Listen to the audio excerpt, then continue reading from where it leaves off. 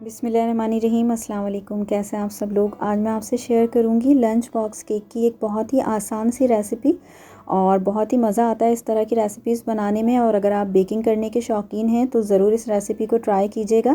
اس recipe کو بنانے کے لیے ہم نے سب سے پہلے انڈے لے لیے ہیں۔ یہ اسمال سائز کے 3 انڈے ہیں، اور ان کے اندر ہم 1/3 کپ کے قریب شوگر ایڈ کریں گے۔ شوگر میں نے یہاں پر بہت زیادہ نہیں رکھی ہے، کیونکہ ہم بعد میں اس کے اوپر جو آئسنگ کریں گے وہ بھی کافی میٹھی ہوتی ہے۔ تو اس کے اندر ہم 1 ٹیبل اسپون کے قریب شہد شامل کر دیں گے۔ ان تینوں چیزوں کو ہلکا سا مکس کر لیں آپ کسی بھی وسک کی مدد سے، اور اس کے بعد اس بول کو آپ ایک ایسے بول پر رکھیں جس کے اندر آپ نے پانی گرم کر کے رکھا ہو، اور کافی گرم ہونا چاہیے پانی، بوائلنگ ہاٹ ہونا چاہیے۔ اس کے اوپر اس بول کو رکھ لیں اور اسے دوبارہ سے مکس کریں گے ہم۔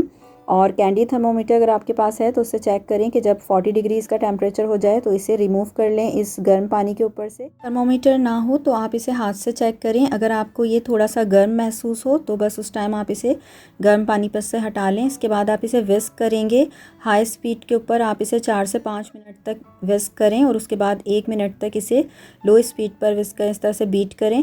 اور آخر میں آپ اس کو چیک اس طرح سے کر سکتے ہیں کہ اس کا کلر بالکل پیل ہو جائے گا، کوانٹٹی اس کی جو والیوم ہے وہ ڈبل ہو جائے گا۔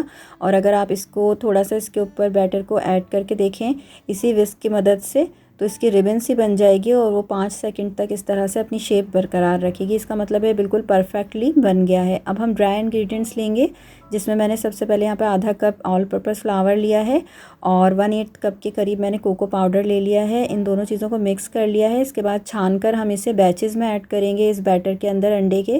تو میں نے 3 بیچز میں اسے ایڈ کیا ہے، اور ہر دفعہ جب آپ ایڈ کریں تو اسے فولڈ کریں اس طرح سے۔ آپ چاہیں تو اس بیٹر کے اندر آخر میں ونیلا ایسنس بھی ملا سکتے ہیں، 1 ٹی اسپون کے قریب۔ میں نے ایڈ نہیں کیا ہے ونیلا ایسنس، تو میں نے صرف یہ ڈرائی انگریڈینٹس اس طرح سے ایڈ کر لیے، تھوڑے تھوڑے کر کے ایڈ کیے ہیں میں نے 3 مرتبہ میں ان بیچز کو، اور اسے فولڈ کرتے جا رہے ہیں ہم۔ آپ پہلے بھی یہ چھان کر رکھ سکتے ہیں دونوں چیزوں کا مکسچر، کوکو پاؤڈر اور جو ہمارے پاس آل پرپز فلاور ہے اس کو۔ آپ آل پرپز فلاور کی جگہ یہاں پر کیک فلاور بھی ایڈ کر سکتے ہیں، اس سے یہ بہت زیادہ سافٹ بنے گا کیک۔ تو اب ہم نے یہاں پر 1/4 کپ کے قریب دودھ لے لیا ہے، اور اس میں میلٹڈ بٹر 1/8 کپ۔ ان دونوں چیزوں کو مکس کر کے اسے بھی ہم کیک بیٹر میں ایڈ کر لیں گے، اور اسے پھر ہلکے سے فولڈ کر لیں گے۔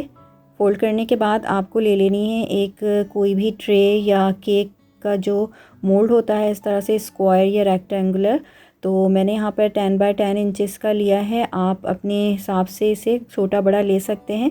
اسے ہمیں بیسکلی ایک کیک شیٹ نکالنی ہے، اور اس میں سے ہم پھر جو چھوٹے چھوٹے سرکلز ہوتے ہیں وہ کاٹ کر الگ رکھیں گے۔ تو ہم نے جو بھی آپ کے پاس موجود ہو آپ اسی حساب سے اس کو چیک کر کے پہلے کہ یہ آپ کے لیے آسان ہوگا یا نہیں، اس طرح سے اس میں ایڈ کر لیں، اور اس کو گریس کر لیں۔ اس کے اوپر تھوڑا سا بٹر پیپر ایڈ کرنے کے بعد اسے بھی گریس کریں، اسے ٹیپ کریں بیٹر ایڈ کرنے کے بعد، اور اس کو ہم رکھ دیں گے اوون میں 180 ڈگری سینٹی گریڈ پر۔ آپ اسے بیک کریں پری ہیٹڈ اوون میں 12 سے 15 منٹ، اس سے زیادہ مت کیجیے گا ورنہ یہ نیچے سے جل جائے گا۔ بہت جلدی یہ بیک ہو جاتا ہے، اور جب یہ بیک ہو جائے گا اسے اسکیور سے چیک کر لیں۔ اگر یہ صاف باہر آئے تو اس کا مطلب ہے کیک ہمارا ریڈی ہے۔ اسے تھوڑی دیر ٹھنڈا کر لیں۔ اس کے بعد کوئی بھی آپ بوٹل کا کور لے لیں یا کوکی کٹر لے لیں، اور اس سے اس طرح سے سرکلز اس کے کاٹ لیں۔ میں یہاں پر 2 کیک ریڈی کروں گی، جس کے لیے مجھے 6 سرکلز چاہیے۔ اس طرح سے 6 میں نے الگ الگ کر لیے ہیں، اور جو آدھے آدھے سیمی سرکلز ہیں وہ بھی لے لیے ہیں، تاکہ مجھے وہ دونوں کو جوڑ کر میں اس طرح سے تیسرا جو اس کا سرکل ہے وہ کمپلیٹ کر سکوں۔ جو کیک آپ کے پاس بچ گیا ہے آپ اسے کسی اور کام میں یوز کر سکتے ہیں، یا چائے کے ساتھ انجوائے کر سکتے ہیں۔ تو کیک ہمارا ریڈی ہے۔ اب ہم فراسٹنگ بنائیں گے۔ یہاں پر میں نے بٹر لیا ہے، یہ کافی سافٹ ہے لیکن میلٹڈ نہیں ہے، اسے پہلے سے ریفریجریٹر سے باہر نکال کر رکھ دیں آپ۔ 125 گرامز کے قریب بٹر ہے، انسالٹڈ یا سالٹڈ آپ کی مرضی ہے، آپ جو لینا چاہیں۔ اور کنڈینس ملک لیں گے ہم 100 گرامز کے قریب۔ ان دونوں چیزوں کو پھر دوبارہ سے ملائیں گے۔ پہلے ہم نے صرف تھوڑا سا بٹر کو وسک کر لیا تھا، اور اس کے بعد ہم نے اس کے اندر کنڈینس ملک ایڈ کر کے دونوں چیزوں کو بیٹ کیا ہے، اور بیٹ کرنے کے بعد یہ والیوم میں ڈبل ہو جائے گا، اور کافی پیل سا اس کا کلر ہو جائے گا۔ بیچ میں آپ کو یہ بہت زیادہ میلٹڈ نظر آئے تو آپ اسے ریفریجریٹ بھی کر سکتے ہیں 5 سے 10 منٹ تک، اور دوبارہ سے پھر اسے آپ اس طرح سے بیٹ کریں۔ تو آخر میں آپ کو اس کو دیکھیں یہ اس طرح سے ہو جائے گا، بالکل اسٹف پیکس ہو جائیں گی، تو اس کا مطلب ہے ریڈی ہے۔ اب اس کو 2 یا 3 حصوں میں آپ ڈیوائڈ کر لیں، اور ڈیوائڈ کرنے کے بعد ان کو کلر کر لیں۔ جیل کلر زیادہ اچھے ہوتے ہیں، اگر آپ کے پاس وہ ہیں تو آپ وہ لے سکتے ہیں، اور لیکوڈ فوڈ کلر اگر بہت زیادہ انٹینس ہے تو آپ وہ بھی یوز کر سکتے ہیں۔ تو میں نے یہاں پر दो अलग अलग बैचेस में इनको कलर कर लिया है। एक मैंने इसको लाइट ब्लू कलर ऐड किया है स्काई ब्लू की तरह, और दूसरा जो है यहाँ पर मेरे पास पिंक कलर है। तीसरा कलर भी मैंने थोड़ा सा बनाया था ग्रे कलर, वो अलग मैंने रख लिया है। इसके बाद जो टर्न टेबल है उसके ऊपर आप एक पीस रखेंगे केक का, थोड़ी सी फ्रॉस्टिंग लगाएंगे उसके ऊपर, फिर एक केक का पीस रखेंगे, उसके ऊपर सिंपल सिरप ऐड करेंगे। सिंपल सिरप आप 1:1 रेशो से बना सकते हैं। 1 टेबल स्पून अगर आपने शुगर ली है तो 1 टेबल स्पून ही पानी लेंगे, उन्हें मिक्स कर लेंगे, ब्रश से वो लगा देंगे। उसके बाद हम फ्रॉस्टिंग लगाएंगे, फिर दूसरा पीस रखेंगे केक का, दूसरी लेयर हमें लगानी है तो दूसरी लेयर के ऊपर दोबारा से हम सिंपल सिरप लगाएंगे, फ्रॉस्टिंग लगाएंगे, तीसरी लेयर में भी इसी तरह से करेंगे। इसकी तमाम अतराफ से कोटिंग कर देंगे, उसे रेफ्रिजरेट कर देंगे थोड़ी देर के लिए क्रम कोटिंग करने के बाद।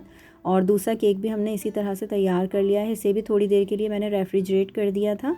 और रेफ्रिजरेट करने के बाद इसके ऊपर दोबारा से अगर आप चाहें तो एक कोटिंग कर लें। ये देखें मैंने इसको फाइनल कोट कर लिया है, उसमें बहुत ज़्यादा आपको सफाई से कोटिंग करने की ज़रूरत नहीं है, ऐसे भी बहुत ही अच्छा नज़र आएगा। और इसके बाद इसको आप जैसे चाहें वैसे डेकोरेट कर सकते हैं। मैंने इसको इस तरह से डेकोरेट कर लिया है, बहुत ही आसानी से सिंपल स्ट्रोक्स लगाकर भी आप इसे बहुत अच्छा डेकोरेट कर सकते हैं। तो मैंने बटर पेपर पे इस केक को रख लिया था। आप चाहें तो लंच बॉक्स के अंदर भी इन केक्स को रख सकते हैं और किसी को प्रेजेंट भी कर सकते हैं। तो दोनों केक मैंने बिल्कुल इसी तरह बहुत ही आसान तरीके से डेकोरेट किए हैं। आप चाहें तो इसके ऊपर कुछ राइटिंग भी कर सकते हैं। तो ज़रूर इस तरह से केक बनाकर देखिएगा, उम्मीद है आपको पसंद आएगा। बनाने में ये बहुत ही आसान है और खाने में बहुत ही मज़ेदार हैं। जो लोग बेकिंग करना चाहते हैं तो वो ज़रूर इस तरीके से बनाकर देख सकते हैं। बिल्कुल सिंपली ये डेकोरेट भी किए जा सकते हैं, तो ज़रूर ट्राई कीजिएगा इस रेसिपी को। पसंद आए तो लाइक और शेयर करना मत भूलिएगा, और मुझे ज़रूर कमेंट करके बताइएगा कि रेसिपी आपको कैसी लगी। अपना ख्याल रखिएगा। अल्लाह हाफ़िज़।